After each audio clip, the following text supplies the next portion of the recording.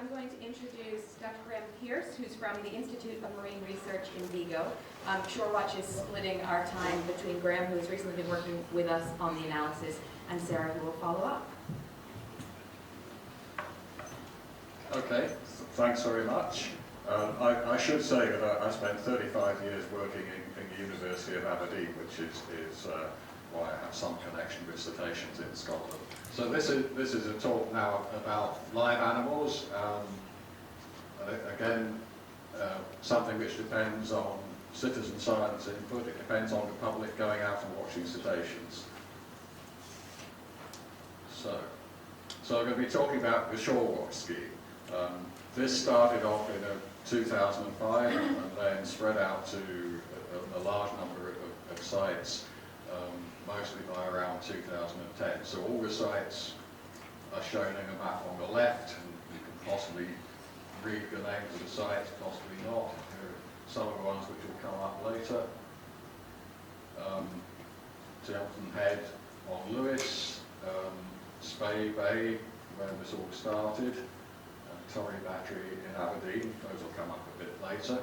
So over this period since 2005, there's been over 9,000 hours of observation, over 15,000 sightings of marine mammals, and these sightings give us information on species, on group size, group composition, so like presence of calves, information on behaviour, and there's also environmental data which comes along with them. So what's the relevance of that? I mean, I've put up a whole load of possible relevant aspects of this. Perhaps the best place to start is to point out, without all the volunteer effort, we simply wouldn't have all the information available. And having got this information, we can identify important areas, we get information on distribution and abundance, we can detect changes, at least in local abundance. We may get insights into drivers of change and threats, and hopefully there's educational value. So to sum up, has science, conservation and education value. In principle, these should be good data. WDC produced a protocol which summarized greatly is essentially watch for 10 minutes and don't repeat the watching within the next hour. And with that protocol, with training, we get good data. The first important point is we know how much time was spent watching cetaceans. So in technical terms, it's effort-based information. And we can talk about sightings per unit effort, which may be a useful indication of local abundance. We think that the training species identification is reasonably reliable. The fact there's a fixed 10-minute period gives us consistent data. It's all done from known sites, so we know the site characteristics, and they're spread out along the coast. It's carried out all year round, and it's been running for a number of years, so in principle we should have a quite good coverage in space and in time. So what I've been doing with these data is looking to see what information we can get out of them. Firstly, the obvious stuff like what's the distribution of local abundance of the cetaceans, basically how many are there, when and where are they being seen, looking to see if we can see any patterns and trends in those data, and to try and understand those trends in relation to environmental variation or other sources of variation. That's basically work in progress, so I won't say very much about that. And to try and understand whether the protocol is working, if it's delivering good data. So just to skim through some of the results which have come from this. As I said, there's many thousands of sightings. There are 19 different species of cetaceans which have been seen. There's more than 19 categories in that list, because some of them are composite categories like dolphin or whale, and a slightly implausible one, technical name is Cetia artiodactyla, which technically means a whale, a dolphin or an ungulate. So spot a sheep swimming off the shore, that's it, that's the ungulate. Anyway, so the most commonly sighted species is bottlenose dolphins, over 7,000 sightings, and then we run down through harbour porpoise, minke whale, Risso's dolphin, common dolphin, white-beaked dolphin, humpback whale, and so on, right down at the bottom, Cuvier's beaked whales, just seen once, and some of those species are illustrated there. So in terms of distribution, we can produce distribution maps. I've just put in one for Risso's dolphin, and most of them are seen there on the island of Lewis. We can also get information on the occurrence of calves, certainly for bottlenose dolphins, so these graphics show the proportion of calves seen at different sites along the coast. Now, this is a technical slide. We do statistical modelling on the data, and we try and understand which external factors are affecting variation in sightings rate. So I put this in here mainly to show that there's some statistics goes on in the background. But you can also get messages from this. I mean, this is plotting bottlenose dolphin sightings against month, and you can see there's a peak in the middle of the year. You can see that we see more dolphins as more effort goes in, which is good. If we look across at minke whale, we can see there seems to be an upward trend from year to year. We also see that in higher sea states, when the sea is rougher, you see fewer minke whales. Doesn't necessarily mean there are fewer minke whales, but it's more difficult to see them. So using this kind of modelling, we can produce predictions, if you like, of distribution. And this is just illustrated for bottlenose dolphin and harbour porpoise. So these funny looking graphs at the top are showing distribution by site and by month. So we've got months around the circle, and each of these rings inside is a different site.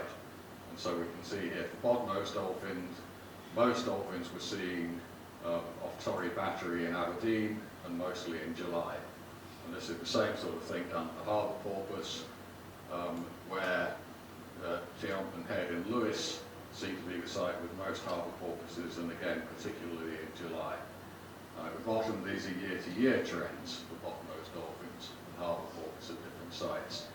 Now, the lines which you may be able to see here are the average trends. Perhaps easiest to see here in the harbour porpoise. So this is the average trend in Lewis, but these wide bands here are basically our confidence interval. So although it looks like there's an upward trend, in fact we're not very confident about the amount of sightings. So there may in fact not really be an upward trend. Anyway, these are kinds of things we can do to look at trends in the data. Yeah, that was just to point out the main sites. So in terms of how good are these data, well, we've got several plots on here. This is the number of sightings by month.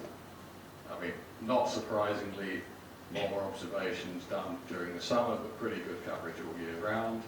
This is in relation to time of day, and so reasonable coverage of daylight hours, obviously less observation at dawn and dusk. So this isn't bad.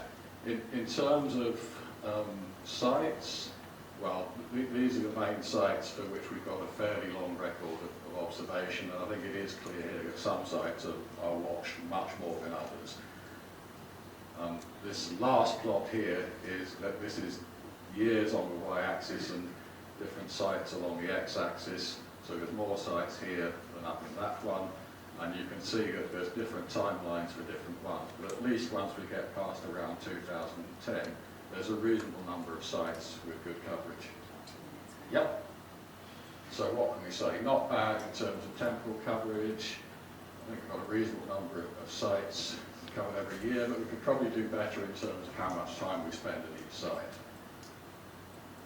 So, a couple more graphics. In terms of how good are the shore watch data, we think effort distribution isn't bad, species identification isn't bad, it's certainly for the common species. These graphics are showing the abundance of different bottlenose dolphins and minke whale at different sites, based on the best quality data and based on uncertain observations. And although it's not proof of perfect identification, in fact you get similar trends whether you have 100% certain observation or even 50% certain observation suggests that the species ID is probably okay. Another technical point is because we only watch once every hour, the sightings are independent of each other, which technically there's no autocorrelation, which makes analysis easier. Now we get to the last data slide. I wanted to ask the question, how many watches do we need in order to get an estimate of sightings rate? So what I've plotted here is the difference in average sighting rate as you add more watches. So this is the average of 2 watches, 3, 4, 5, 6, 7, 8, 9, 10, and so on. And you can see the average is changing and it stabilizes, and these are our confidence intervals, so we get more confident. So it looks from that as though we probably need 5 or 6 watches per day at least to be fairly confident about the sightings rate, and ideally 8, so quite a lot of time spent out there.